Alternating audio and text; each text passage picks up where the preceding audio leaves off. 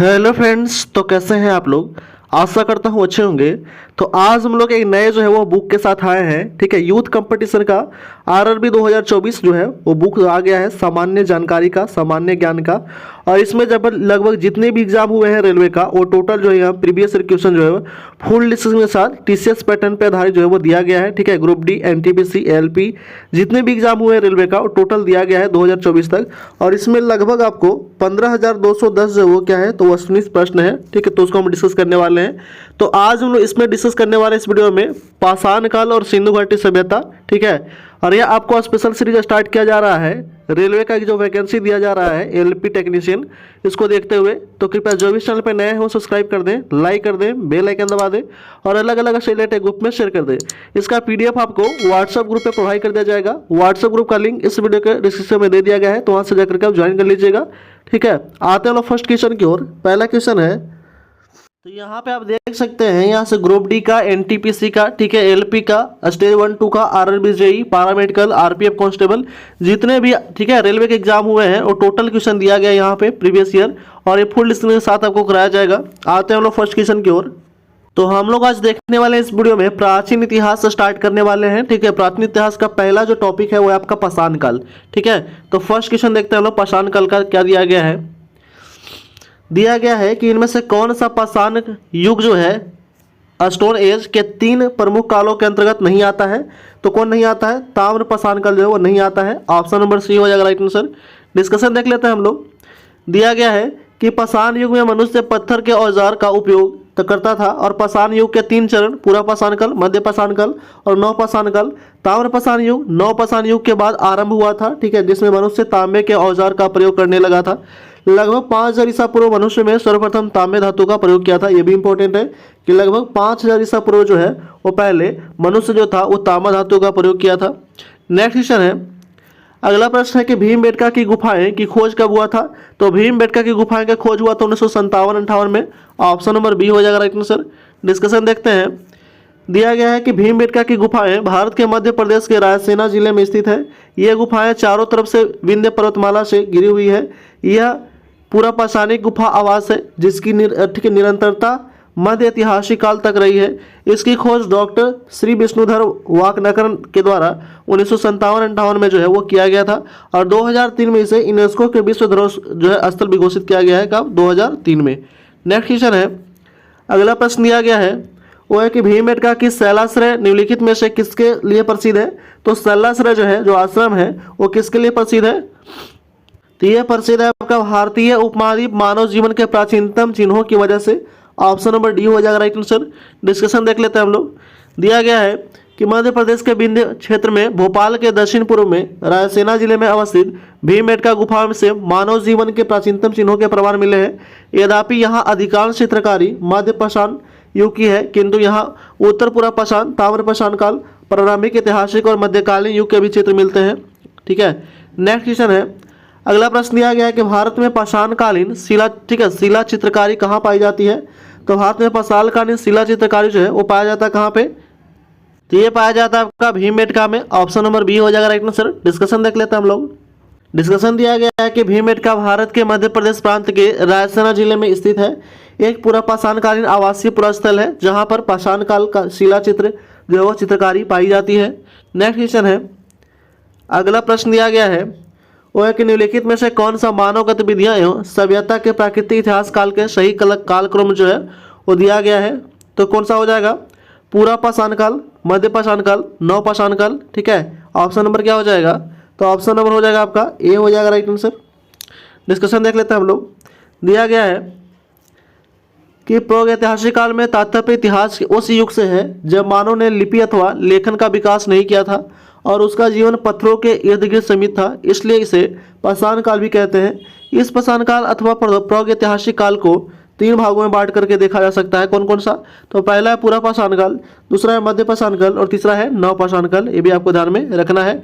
यहाँ पे कुछ डायग्राम जो है वो दिया गया है। ठीक है, प्राचीन इतिहास का जो स्रोत है वो क्या है? प्रागैतिहासिक काल का लक्षण, आदि ऐतिहासिक और ऐतिहासिक। प्राचीन इतिहास को 3 भागों में बांटा गया है। ठीक है, इतिहास को प्राग ऐतिहासिक, ठीक है, आधि ऐतिहासिक और ऐतिहासिक। प्राग ऐतिहासिक में क्या था कि लिखित साक्ष्य उपलब्ध नहीं था, पुरातात्विक साक्ष्य उपलब्ध था। उदाहरण के लिए यहाँ पे दिया गया है कुछ, ठीक है, ठीक है। और आदि ऐतिहासिक में क्या था, तो आदि ऐतिहासिक मतलब लिखा गया था लेकिन पढ़ा नहीं गया था, ठीक है, मतलब लिखित साक्ष्य उपलब्ध है लेकिन लिपि गूढ़ एवं अपठनीय है, मतलब पढ़ा नहीं जा सकता, इसे सैंधव सभ्यता कहते हैं। और ऐतिहासिक काल जो था पुरातात्विक एवं साहित्यिक साक्ष्यों के आधार पर निर्धारित किया गया और इसे जो लिखा गया वो पढ़ा भी गया है, ठीक है, उसे हम ऐतिहासिक काल कहते हैं। अब देखिए यहाँ पे जो है वो प्रौढ़ ऐतिहासिक काल को कुछ भागों में बांटा गया है। तो प्रौढ़ ऐतिहासिक काल के पुरापाषाण काल, मध्य पाषाण काल और नवपाषाण काल में बांटा गया है, जिसकी समय अवधि जो था वो 5 लाख ईसा पूर्व से 10,000 ईसा पूर्व था। पुरापाषाण काल का समय अवधि जो है वो मध्य पाषाण काल का 9,000 से लेकर के 4,000 ईसा पूर्व तक था, ठीक है। उसके बाद, ठीक है, मध्य के उसके बाद नवपाषाण काल जो है वो 7,000 ईसा पूर्व से 1,000 ईसा पूर्व तक था। यानी कि अगर सबसे ज़्यादा कार्य पूछेगा कार्यकाल किसका था, तो वो था आपका सबसे ज़्यादा जो समय तक रहा था पुरापाषाण काल, 5 लाख ईसा पूर्व से 10,000 ईसा पूर्व तक। ये ध्यान रखिएगा, हो सकता है नेक्स्ट एग्जाम में पूछ लिया जाए। आगे आता हूँ, नेक्स्ट टॉपिक है, ठीक है, अगला जो टॉपिक है वो आपका सिंधु सभ्यता, ठीक है, जिसको हम कहते हैं इंडस सिविलाइजेशन। तो इसको हम लोग देखते हैं।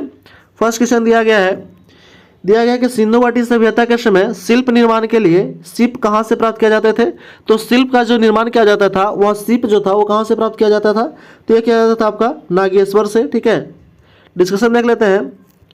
दिया गया कि सिंधु घाटी सभ्यता के समय शिल्प निर्माण के लिए शिप नागेश्वर यानी कि गुजरात का जगह है एक नागेश्वर से प्राप्त किए जाते थे। इस सभ्यता के विभिन्न स्थलों के कला में जो रूप प्राप्त होते थे उन्हें मुहर, मिट्टी के बर्तन, आभूषण, पकी हुई मिट्टी, मूर्तियां आदि जो है ये सभी शामिल है। नेक्स्ट क्वेश्चन है, सिंधु घाटी सभ्यता को निम्न में से कौन सा स्थल पंजाब में स्थित है, ठीक है, सिंधु घाटी सभ्यता का कौन सा स्थल जो है वो पंजाब में स्थित है, तो वह आपका रोपड़। रोपड़ कहाँ है, तो रोपड़ सतलज नदी के किनारे कहाँ है, पंजाब में, ठीक है। डिस्कशन देख लेते हैं। दिया गया है कि सिंधु घाटी सभ्यता का स्थल रोपड़ की खोज 1950 में बीवी लाल के द्वारा किया गया था और यह स्थल जो है पंजाब के रोपड़ जिला में सतलज नदी के किनारे तट पे स्थित है। यहाँ से मनुष्य के साथ पालतू कुत्ते दफनाए जाने का भी साक्ष्य मिला है, कहाँ से, रोपड़ से, ठीक है, मनुष्य के साथ पालतू कुत्ते को भी दफनाया जाता था साथ में। नेक्स्ट क्वेश्चन है, अगला प्रश्न दिया गया है वो है कि हड़प्पा की अधिकांश मानक मोहरें, ठीक है, डैश नामक एक प्रकार के मुलायम पत्थर से बनी होती हैं जो 2x2 बीमा के साथ साथ वर्गाकार आकृति का होता था तथा जिसका उपयोग व्यवसायिक उद्देश्यों के लिए किया जाता था। उसे हम क्या कहते हैं, तो उसे कहा जाता था सिएटराइट कहा जाता था, सिटएटाइट। ऑप्शन नंबर सी हो जाएगा राइट आंसर। डिस्कशन देख लेते हैं।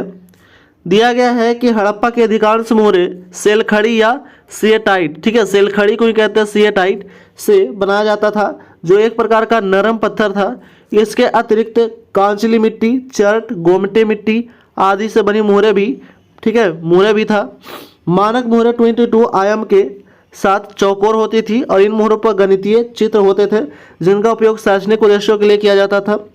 सभी मोहरों में जानवरों की तस्वीर एवं चित्रमय लिपि में लिखी गई, ठीक है, जो अभी तक स्पष्ट नहीं है, जिन पर मुख्यतः दर्शाया गया था कि जानवर, ठीक है, कौन कौन था, बाघ था, हाथी था, वृषभ था, ठीक है, गेंडा था, भैंसा था, ठीक है, और क्या था,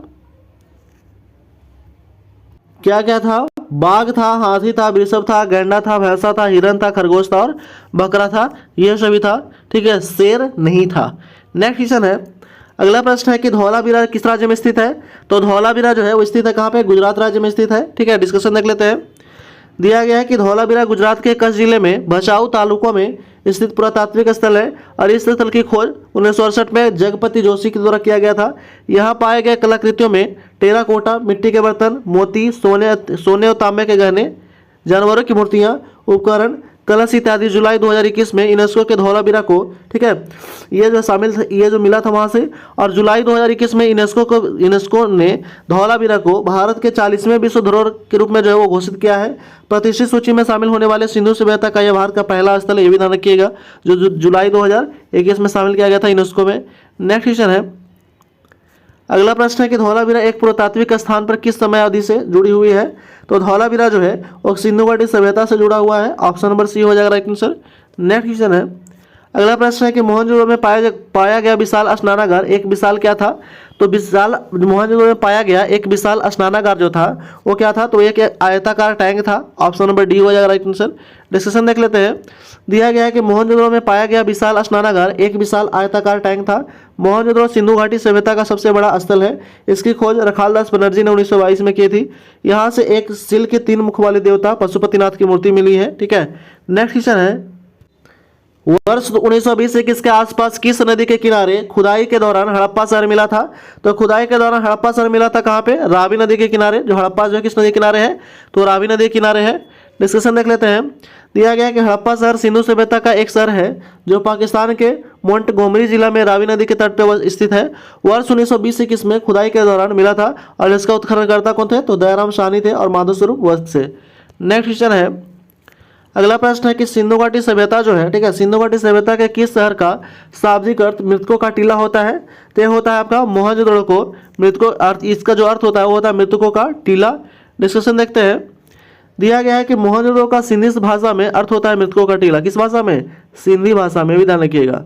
मृतकों का टीला यह दुनिया का सबसे पुराना नियोजित और उत्कृष्ट शहर माना जाता है। यह सिंधु घाटी सभ्यता का सबसे परिपक्व शहर है जो सिंधु नदी के दाएं किनारे लरकाना जिले में स्थित है और इसकी खोज रखालदास बनर्जी ने कब की थी? 1922 में की थी। नेक्स्ट क्वेश्चन है, अगला प्रश्न है कि मोहनजोदड़ो शब्द का अर्थ क्या है? तो मोहनजोदड़ो शब्द का जो अर्थ है वो है आपका मृतकों का टीला। इसके ऊपर भी हम देखे थे हम लोग। नेक्स्ट क्वेश्चन है, अगला प्रश्न है कि मोहनजोदड़ो कहाँ स्थित है? तो मोहनजोदड़ो जो है वो स्थित है आपका सिंध प्रांत पाकिस्तान में। डिस्कशन देखते हैं हम लोग। दिया गया है कि मोहनजोदड़ो का सिंधी भाषा में अर्थ होता है मृतकों का टीला होता है और यह सिंध पाकिस्तान में लरकाना जिले में स्थित सिंधु नदी के तट पर स्थित है। इसकी खोज 1922 में रखालदास बनर्जी ठीक ने किया था और यहाँ के शासन व्यवस्था राजतंत्रात्मक न होकर के जनतंत्रात्मक हुआ करता था। ठीक है, ये भी आपको ध्यान में रखना है। नेक्स्ट क्वेश्चन है, अगला प्रश्न दिया गया है कि हड़प्पा सभ्यता का कौन सा शहर विशिष्ट रूप से मनके बनाना, सीप काटना, धातु की वस्तुएं बनाना, मुहर बनाना, तराजू का निर्माण करना आदि कार्यों के सहित शिल्प उत्पादन के लिए समर्पित था? कौन सा शहर? तो वो था आपका चनहुदड़ो शहर था। ठीक है, चनहुदड़ो। ऑप्शन नंबर डी हो जाएगा राइट आंसर। डिस्कशन देख लेते हैं। दिया गया है कि मोहनजोदड़ो 80 मील दक्षिण में स्थित चनहुदड़ो की खोज सर्वप्रथम 1931 में कौन किया था? तो एमजी मजूमदार ने किया था। ठीक है, और यहाँ सैनो संस्कृति के अतिरिक्त प्राक हड़प्पा संस्कृति जिसे झूकर एवं झाकर संस्कृति कहते हैं, ठीक है, झूकर और झाकर संस्कृति भी कहते हैं, के अवशेष मिले हैं। यहाँ के निवासी कुशल कारीगर थे। इसका प्रमाण इस बात से मिलता है कि यहाँ के मनके, सीप, मुहर तथा मुद्रा बनाने का प्रमुख केंद्र था। यहाँ एक एकमात्र स्थल था जहाँ पे वर्गाकार ईंटें मिला था। ये भी ध्यान रखिएगा। नेक्स्ट क्वेश्चन है, अगला प्रश्न है कि सिंधु घाटी सभ्यता के निम्न से किस स्थल को सबसे पहले खोजा गया था? तो सबसे पहले खोजा गया था किसको? हड़प्पा को। ऑप्शन नंबर डी हो जाएगा राइट आंसर। डिस्कशन देखते हैं। डिस्कशन दिया गया है कि सिंधु घाटी सभ्यता के स्थल हड़प्पा का उत्खनन 1921 में दयाराम साहनी के द्वारा किया गया था। ठीक है, दयाराम साहनी के द्वारा कराया गया था। इस प्रकार इस सभ्यता का नाम हड़प्पा सभ्यता रखा गया था। यह सभ्यता सिंधु घाटी सभ्यता में फैली हुई है, इसलिए इसका नाम सिंधु घाटी सभ्यता रखा गया है। 1922 में रखालदास बनर्जी ने मोहनजोदड़ो की खोज किया था। ये भी ध्यान रखिएगा। नेक्स्ट क्वेश्चन है, अगला प्रश्न है कि पत्थर की बनी, ठीक है, पत्थर की बनी नृत्य करते हुए पुरुष की मूर्ति नटराज की किस स्थान में पाई गई है? पत्थर की बनी नृत्य करते हुए पुरुष की मूर्ति नटराज किस स्थान पर मिली है? तो ये मिला आपका हड़प्पा से मिला है। ऑप्शन नंबर सी हो जाएगा राइट आंसर। डिस्कशन देख लेते हैं। दिया गया है कि हड़प्पा से प्राप्त पुरुष नर्तक धड़ चूना पत्थर से बना हुआ वह दाहिने पैर के बल पर खड़ा है और इसमें बाया नृत्य की मुद्रा को ऊंचा उठा है। इस मूर्ति को नटराज के आदि के रूप में घोतक माना गया है और इसका ऊंचाई है 7 से 8 इंच है। ये भी ध्यान रखिएगा। नेक्स्ट क्वेश्चन है, अगला प्रश्न है कि इनमें से कौन सा हड़प्पा स्थल गुजरात में पाया जाता है? ठीक है, कौन सा जो है हड़प्पा स्थल गुजरात में पाया जाता है? तो हो जाएगा आपका कौन सा? तो हो जाएगा आपका धौलावीरा जो है गुजरात में पाया जाता है, जिसको यूनेस्को में कब जुलाई 2021 में इसके पहले पढ़े थे कि जुलाई 2021 में इसको यूनेस्को में शामिल किया गया है। तो डिस्कशन देख लेते हैं। दिया गया है कि हड़प्पा युगीन नगर धौलावीरा को संयुक्त राष्ट्र शैक्षणिक, विज्ञानी और सांस्कृतिक संगठन यूनेस्को ने वैश्विक धरोहर सूची में शामिल कर लिया है। यह गुजरात के रन ऑफ कच्छ में खादीरबेट द्वीप पर, कौन सा द्वीप? तो खादीरबेट द्वीप पर स्थित है। यह वैश्विक धरोहर की सूची में जगह बनाने वाले गुजरात का चौथा जबकि भारत का 40वां स्थल है। इसकी खोज 1968 में कौन किया था? तो पुरातात्विक जगपति जोशी ने किया था। ठीक है, नेक्स्ट क्वेश्चन है, अगला प्रश्न है कि निम्नलिखित में से कौन सा स्थल सिंधु घाटी सभ्यता का हिस्सा नहीं है। तो सिंधु घाटी सभ्यता का हिस्सा नहीं है कौन सा स्थल, तो हो जाएगा आपका उरुक जो है वो सिंधु घाटी सभ्यता का स्थल नहीं है। ठीक है, तो ये कहाँ का स्थल है देख लेते हैं डिस्कशन में कि सिंधु घाटी सभ्यता के प्रमुख स्थल मोहनजोदड़ो, कालीबंगा, हड़प्पा, धौलावीरा, लोथल, राखीगढ़ थे। जबकि उरुक जो थे, उरुक और सुमेरियन सभ्यता का शहर था। उरुक जो था सुमेरियन सभ्यता का शहर था। सिंधु सभ्यता और हड़प्पा के प्रारंभिक स्थल सिंधु नदी के आसपास केंद्रित था, अतः इसे सिंधु सभ्यता कहा गया। भारतीय उपमहाद्वीप में यह प्रथम नगरीय क्रांति की अवस्था को दर्शाती है, ये भी ध्यान रखिएगा। ठीक है, और ये जितने भी आपको क्वेश्चन कराया जा रहा है ये प्रीवियस ईयर क्वेश्चन है, इससे आपको ये अनुमान हो जाएगा कि कैसे कैसे क्वेश्चन जो है पिछले ईयर पूछा गया था। ये पूछा गया है, देखिए आरआरबी एनटीपीसी 2021 में, ठीक है, शिफ्ट दूसरा में पूछा गया था। ठीक है, तो इससे ये जो होगा अनुमान होगा कि कैसा कैसा क्वेश्चन जो है वो आ रहा है। और इसका जितना भी डिस्कशन दिया गया है इसको अगर पढ़ लेने से हमको नहीं लगता है कि यहाँ से इससे बाहर क्वेश्चन आने वाला है। ठीक है, और कृपया जो भी चैनल पर नए हैं अभी तक चैनल को सब्सक्राइब नहीं किया है वो कृपया सब्सक्राइब कर दें, लाइक कर दें, बेल आइकन दबा दें और अलग अलग से रिलेटेड ग्रुप में शेयर कर दें। सामान्य ज्ञान के साथ साथ सामान्य विज्ञान का भी हम लोग प्रैक्टिस सेट लाने वाले हैं इसका यूथ का। ठीक है, तो आपको डेली जो है वो एक जो है जीके का और एक जीएस का, यानी कि एक सामान्य एक जनरल साइंस का एक जनरल नॉलेज, दोनों का एक वीडियो जो प्रोवाइड किया जाएगा आपको टॉपिक वाइज टॉपिक। ठीक है, इसका पीडीएफ आपको व्हाट्सएप ग्रुप पे प्रोवाइड कर दिया जाएगा। ठीक है, वहाँ पे आप ज्वाइन कर लीजिएगा, लिंक जो है वो डिस्क्रिप्शन में दे दिया गया है। आते हैं हम लोग नेक्स्ट क्वेश्चन की ओर। दिया गया है क्वेश्चन है कि सिंधु सभ्यता इनमें से किन स्थलों में जलाशय के साक्ष्य मिले हैं। तो जलाशय के साक्ष्य मिले कहाँ पे, धौलावीरा में मिले हैं। ऑप्शन नंबर बी हो जाएगा राइट आंसर। डिस्कशन देख लेते हैं हम लोग। इसका डिस्कशन जो मोस्ट इंपॉर्टेंट है, धौलावीरा गुजरात के कच्छ के रण में स्थित है। इसकी खोज जेपी जोशी ने 1967 में किया था। यह नगर आयताकार बना है, यहाँ से एक विशाल जलाशय का साक्ष्य मिलता है। सुरकोटदा का कलश सावधान के साक्ष्य मिले हैं। रोपड़ से सलखड़ी की मोहरे, मृद भंडार, ठीक है, मृदभांड एवं कुल्हाड़ी आदि के साक्ष्य पाए गए हैं। यहाँ के निवासी, ठीक है, जल संचय की कुशल अभियांत्रिक कला से परिचित थे। नेक्स्ट क्वेश्चन है, अगला क्वेश्चन दिया गया है कि पुरातात्विक स्थल सुरकोटदा किस राज्य में स्थित है। तो सुरकोटदा जो है, ये सुरकोटदा जो स्थित है वो गुजरात राज्य में स्थित है। ऑप्शन नंबर डी हो जाएगा राइट आंसर। डिस्कशन देख लेते हैं। दिया गया है कि सुरकोटदा गुजरात के कच्छ जिले में स्थित है। इस स्थल में हड़प्पा सभ्यता के विस्तार के प्रमाण मिले हैं। 1996 में इस स्थल की खोज जगपति जोशी के द्वारा किया गया था। ठीक है, और भी कुछ इंपॉर्टेंट हम लोग देख लेते हैं। ठीक है, सिंधु घाटी सभ्यता और कौन से राज्य में है ये देख लेते हैं। तो धौलावीरा, लोथल, रंगपुर और सुरकोटदा ये सभी गुजरात में है। आलमगीरपुर कहाँ है, तो उत्तर प्रदेश में है। ठीक है, कालीबंगा कहाँ है, तो कालीबंगा जो है वो आपका राजस्थान में है। मांडा कहाँ है, तो मांडा जम्मू कश्मीर में है। ठीक है, जम्मू कश्मीर में। दैमाबाद कहाँ है, तो महाराष्ट्र में। ठीक है, रोपड़ कहाँ है, तो पंजाब में। एक बार फिर से देखते हैं, धौलावीरा, लोथल, रंगपुर और सुरकोटदा ये सभी कहाँ है, गुजरात में। आलमगीरपुर कहाँ है, तो आलमगीरपुर है आपका उत्तर प्रदेश में। कालीबंगा कहाँ है, तो कालीबंगा है आपका राजस्थान में। मांडा कहाँ है, तो मांडा है जम्मू कश्मीर में। दैमाबाद कहाँ है, तो यह है महाराष्ट्र में। रोपड़ कहाँ है, तो यह है आपका पंजाब में। ठीक है, नेक्स्ट क्वेश्चन है, अगला प्रश्न हम लोग आते हैं। दिया गया है कि 1944 में भारतीय पुरातत्व सर्वेक्षण ने महानिदेशक के रूप में किसने पदभार संभाला और हड़प्पा की खुदाई का जिम्मा लिया था। तो हड़प्पा की खुदाई का जिम्मा लिया था रैम व्हीलर ने। ऑप्शन नंबर डी हो जाएगा राइट आंसर। दिया गया है डिस्कशन में, वो देख लेते हैं कि sir Robert Eric Mortimer Wheeler ने 1944 में भारतीय पुरातत्व सर्वेक्षण के महानिदेशक का पदभार संभाला और हड़प्पा की खुदाई का जिम्मा लिया। भारतीय पुरातत्व सर्वेक्षण का प्रमुख कार्य राष्ट्रीय महत्व के प्राचीन स्मारकों तथा पुरातात्विक स्थलों और अवशेषों का रख रखाव करना है। यह सांस्कृतिक मंत्रालय के अधीन है। वर्तमान में भारतीय पुरातत्व सर्वेक्षण के महानिदेशक कौन है, तभी विद्यापति हैं। ठीक है, विद्यावती हैं। ऑप्शन नंबर सी, ठीक है, ये हो जाएगा ऑप्शन नंबर डी होगा राइट आंसर इसका। नेक्स्ट हम लोग क्वेश्चन आते हैं। अगला प्रश्न है, दिया गया है कि प्रसिद्ध सिंधु घाटी स्थल मोहनजोदड़ो की पहली बार खुदाई किस प्रख्यात भारतीय पुरातत्वविदों के द्वारा किया गया था। तो ये किया गया था आपका मोहनजोदड़ो का खुदाई किया गया था किसके द्वारा, तो आर.डी. बनर्जी के द्वारा पहली बार। ऑप्शन नंबर सी हो जाएगा राइट आंसर। डिस्कशन देख लेते हैं। दिया गया कि मोहनजोदड़ो का शाब्दिक अर्थ होता है मृतकों का टीला। यह पाकिस्तान के सिंध प्रांत के लरकाना जिले में स्थित है। सिंधु नदी के तट पर स्थित है ये। इसकी खोज रखालदास बनर्जी ने 1922 में किया था। मोहनजोदड़ो का सबसे महत्वपूर्ण स्थल विशाल स्नानागार है। यह जो है 11.88 मीटर लंबा और 7.01 मीटर चौड़ा है और 2.43 मीटर क्या है, तो गहरा है। ठीक है, और क्या है कि मोहनजोदड़ो की सबसे बड़ी इमारत विशाल अन्नागार जो है, विशाल अन्नागार जो 45.71% मीटर लंबा है। ठीक है, 15.23 मीटर चौड़ा है। यहाँ से प्राप्त अवशेष में कांसे के नृत्य करती नारी की मूर्ति, योगी की मूर्ति, मुद्रा पर अंकित पशुपतिनाथ शिव का मूर्ति, घोड़े का दांत, ये सभी मिला है मोहनजोदड़ो से। ठीक है, नेक्स्ट क्वेश्चन है, अगला प्रश्न दिया गया है कि सिंधु घाटी सभ्यता डैश वर्ष पुरानी है और दक्षिण में गंगा नदी के निचले क्षेत्रों में उत्तर के मालवा तक फैला हुआ है। ठीक है, सिंधु घाटी सभ्यता कितने वर्ष पुराना है? तो यह आपका 3000 वर्ष पुराना है। ऑप्शन नंबर सी हो जाएगा राइट आंसर, जो दक्षिण में गंगा घाटी के निचले क्षेत्र और उत्तर में मालवा तक फैला हुआ है। ठीक है, डिस्कशन देख लेते हैं।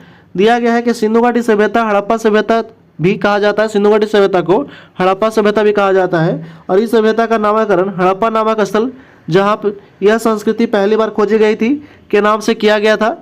यह स्थल रावी नदी के तट पर स्थित है और इसकी खोज 1921 में कौन किया था? तो दयाराम साहनी, ठीक है, और माधव स्वरूप वत्स ने किया था। ठीक है, इस हड़प्पा स्थल के वर्तमान में भौगोलिक स्थिति पाकिस्तान का मोंटगोमरी जिला में स्थित है, इसका निर्धारण किया गया है। ठीक है, अगला क्वेश्चन है, नेक्स्ट क्वेश्चन है कि डैश विकास का 5000 BC, ठीक है, BCE में मालवा के दक्षिण की ओर एक उत्तर की ओर गंगा घाटी के पूरे तलहटी क्षेत्र में हुआ है। ठीक है, तो यह हुआ आपका सिंधु घाटी सभ्यता का विकास हुआ है। ठीक है, तलहटी क्षेत्र में। तो सिंधु घाटी सभ्यता का विकास 5000 BCE में मालवा के दक्षिण की ओर एक उत्तर की ओर गंगा घाटी के पूरे तलहटी क्षेत्र में हुआ है। ठीक है, डिस्कशन देख लेते हैं। दिया गया कि सिंधु घाटी सभ्यता का विकास 5000 ईसा पूर्व में मालवा के दक्षिण की ओर एक उत्तर की ओर गंगा घाटी के तलहटी क्षेत्र में हुआ है।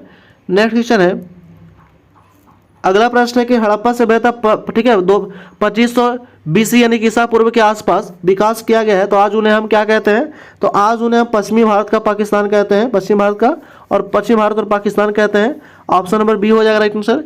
डिस्कशन दिया गया है वो है कि हड़प्पा सभ्यता 2500 ईसा पूर्व के आसपास विकसित हुआ है और इस सभ्यता का विस्तार पश्चिम भारत और पाकिस्तान में है। हड़प्पा जो है रावी नदी के तट पर स्थित है, पाकिस्तान के मोंटगोमरी जिला में स्थित है, और इसका खोज सन 1921 में दयाराम साहनी और माधव स्वरूप वत्स ने किया था। नेक्स्ट क्वेश्चन है, अगला प्रश्न है कि भारत का इतिहास सिंधु घाटी सभ्यता के जन्म से शुरू होता है, जो लगभग कितने में अस्तित्व में आया था? तो अस्तित्व में आता है 2500 ईसा पूर्व में। ऑप्शन नंबर ए हो जाएगा राइट आंसर। नेक्स्ट क्वेश्चन है, अगला प्रश्न है कि सिंधु घाटी सभ्यता की सबसे महत्वपूर्ण विशेषता क्या है? तो सिंधु घाटी सभ्यता की सबसे महत्वपूर्ण विशेषता है ईंटे के बने भवन। ऑप्शन नंबर सी हो जाएगा राइट आंसर। ठीक है, डिस्कशन दिया गया है वो है कि सिंधु घाटी सभ्यता की सबसे महत्वपूर्ण विशेषता है कि ईंट से बने भवन थे। यह विश्व की प्राचीन नदी घाटी सभ्यताओं में प्रमुख है। ईंटों का प्रयोग सभी हड़प्पा बस्तियों में किया गया था। इस समय की ईंटें एक निश्चित अनुपात में था, 4:2:1 के अनुपात में था। नेक्स्ट क्वेश्चन है, अगला प्रश्न है कि सिंधु घाटी सभ्यता जो है वो क्या है? तो सिंधु घाटी सभ्यता को कांस्य युगीन सभ्यता भी कहा जाता है। ऑप्शन नंबर डी हो जाएगा राइट आंसर। डिस्कशन देख लेते हैं। दिया गया कि सिंधु घाटी सभ्यता को कांस्य युगीन सभ्यता भी कहा जाता है। इस सभ्यता में पहली बार कांसा धातु का प्रयोग किया गया है, जो तांबे और टीन का मिश्रण है। सिंधु सभ्यता में 1400 केंद्रों का खोज, ठीक है, 1400 केंद्रों का खोजा जा चुका है, जिसमें 925, ठीक है, जिसमें 925 केंद्र भारत में है, और यह सभ्यता सिंधु और उसकी सहायक नदियों के आसपास जो विस्तृत हुआ है। नेक्स्ट क्वेश्चन है, अगला प्रश्न है कि सिंधु सभ्यता के लोग जो थे डैश बनाने के लिए तांबे और टीन के मिश्रण करते थे। किसको? तो किसको बनाने के लिए? तो ये जो है वो कांसा को बनाने के लिए तांबा और टीन का मिश्रण करते थे। ऑप्शन नंबर बी हो जाएगा राइट आंसर। नेक्स्ट क्वेश्चन है, अगला प्रश्न है कि निम्नलिखित में से कौन सा सिंधु घाटी सभ्यता का महत्वपूर्ण स्थल नहीं है? तो महत्वपूर्ण स्थल नहीं हुआ है आजमगढ़ जो है वो सिंधु घाटी सभ्यता का महत्वपूर्ण स्थल नहीं है। डिस्कशन देख लेते हैं। दिया गया है कि सिंधु सभ्यता सैंधव सभ्यता नगरीय सभ्यता थी। सैंधव सभ्यता के प्रमुख स्थल निम्न है, मोहनजोदड़ो है, हड़प्पा है, चंद्रोदड़ो है, लोथल है, बनवाली है, धौलावीरा है, राखीगढ़ है, कालीबंगा है। अर्थात सिंधु सभ्यता में आजमगढ़ यूपी का कोई स्थान नहीं है। नेक्स्ट क्वेश्चन है, अगला प्रश्न है कि मोहनजोदड़ो का नाम का अर्थ मुर्दों का टीला होता है। कौन सी भाषा में? तो यह सिंधी भाषा में इसको मृतकों का टीला के नाम से जानते हैं। ठीक है, इसका अर्थ होता है मोहनजोदड़ो का। ठीक है, सिंधी भाषा में मोहनजोदड़ो का अर्थ होता है मृतकों का टीला है। यह दुनिया का सबसे पुराना, नियोजित और उत्कृष्ट शहर माना जाता है। सिंधु घाटी सभ्यता का सबसे परिपक्व शहर भी था ये मोहनजोदड़ो। नेक्स्ट क्वेश्चन है, अगला प्रश्न है कि हड़प्पा के लोग निम्नलिखित में भगवान में से किसकी पूजा नहीं करते थे? तो नहीं करते, विष्णु की पूजा नहीं करते थे, बाकी सभी की करते थे, शिव की करते थे, कबूतर की करते थे, और स्वास्थ्य की पूजा करते थे। डिस्कशन देख लेते हैं।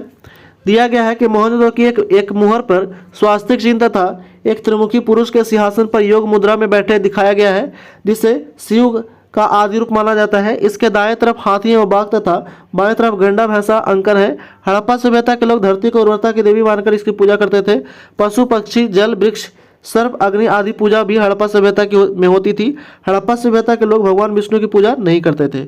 नेक्स्ट क्वेश्चन है 35 नंबर क्वेश्चन है कि सिंधु घाटी सभ्यता के लोग पूजा करते थे किसका? तो ये पूजा करते थे आपका पशुपति का पूजा करते थे। ऑप्शन नंबर डी हो जाएगा राइट आंसर। डिस्कशन देख लेते हैं। दिया गया है कि सिंधु घाटी सभ्यता एक नगरीय सभ्यता थी। सिंधु घाटी सभ्यता के लोग 3 मुख वाले देवता पशुपति की पूजा करते थे और यह मूर्ति कहाँ से मिली थी? मोहनजोदड़ो से मिली थी। सिंधु घाटी सभ्यता में विशाल स्नानागार मोहनजोदड़ो से प्राप्त हुआ था। सिंधु घाटी सभ्यता की भाव चित्रात्मक लिपि दाईं ओर से बाईं ओर लिखी जाती थी, ये भी ध्यान रखिएगा। नेक्स्ट क्वेश्चन है 36 नंबर क्वेश्चन है कि किस वर्ष जर्मनी और इटली के पुरातत्वविदों के एक दल मोहनजोदड़ो में सतह अन्वेषण शुरू किया था? सतह अन्वेषण शुरू किया था 1980 में। ऑप्शन नंबर सी हो जाएगा राइट आंसर। डिस्कशन देख लेते हैं। दिया गया है कि वर्ष 1980 में जर्मनी और इटली के पुरातत्वविदों की संयुक्त टीम मोहनजोदड़ो में सतह अन्वेषण को प्रारंभ किया। 1986 में अमेरिकी दल द्वारा हड़प्पा में उत्खनन प्रारंभ किए गए और 1990 में RSS विश्व ने धौलावीरा में उत्खनन का प्रारंभ किया था। नेक्स्ट क्वेश्चन है, अगला प्रश्न है कि हड़प्पा सभ्यता के मोहरे निम्नलिखित में से कौन से पशु का अक्सर देखा जाता है? तो यह देखा जाता है आपका बैल को अक्सर देखा जाता है इस मोहर पे। ठीक है, डिस्कशन देख लेते हैं। दिया गया है कि हड़प्पा सभ्यता में पाई गई मोहरे आयताकार, गोलाकार, वर्गाकार, बेलनाकार थी और इन मोहरों पे हाथी, गेंडा, बकरी, बाघ, बकरी, बैल जैसे पशुओं की आकृति विद्यमान थी। उल्लेखनीय है कि हड़प्पा सभ्यता के मोहरे मध्य एशिया के उम्मा और उर शहरों में तथा साक्ष्य मोहनजोदड़ो के लोथल तथा कालीबंगा से भी मिले हैं, जिसके व्यापारिक क्रियाकलापों का बोध होता है। नेक्स्ट क्वेश्चन है, अगला प्रश्न दिया गया कि निम्नलिखित में से कौन सा हड़प्पा स्थल शिल्प कलाओं के उत्पादन के लिए उत्पादन संबंधित है? निम्नलिखित में से कौन सा हड़प्पा स्थल शिल्प कलाओं के उत्पादन से संबंधित स्थल नहीं है? ठीक है, असंबंधित जो है वो नहीं है, तो हो जाएगा आपका मांडा जो है वो नहीं है। ठीक है, मांडा नहीं है। डिस्कशन देख लेते हैं और ये लास्ट क्वेश्चन है इस वीडियो का। ठीक है, जम्मू कश्मीर में चिनाब नदी के दाएं तट पर स्थित सिंधु सभ्यता का मांडा स्थल शिल्प कलाओं के उत्पादन में संबंधित नहीं है, जबकि बालाकोट बहुआता में सीप की बनी हुई चूड़ियों के टुकड़े प्राप्त हुए हैं तथा चरहुदड़ों से वर्गाकार ईंटें प्राप्त हुए हैं। नागेश्वर में शंख से बनी वस्तुएं, चूड़ियाँ, करछियाँ तथा पच्चीकारी की वस्तुएं जो है प्राप्त हुई हैं। ठीक है, तो इस तरह हम लोग दो टॉपिक जो है वो समाप्त कर चुके हैं। एक है पाषाण काल, दूसरा था सिंधु घाटी सभ्यता। ठीक है, नेक्स्ट हम लोग टॉपिक डिस्कस करेंगे अगले वीडियो में वैदिक सभ्यता के बारे में। तो कृपया जो भी चैनल पर नए हो सब्सक्राइब कर दें, लाइक कर दें, बेल आइकन दबा दें और अलग अलग से रिलेटेड ग्रुप में शेयर कर दें। Thanks for watching.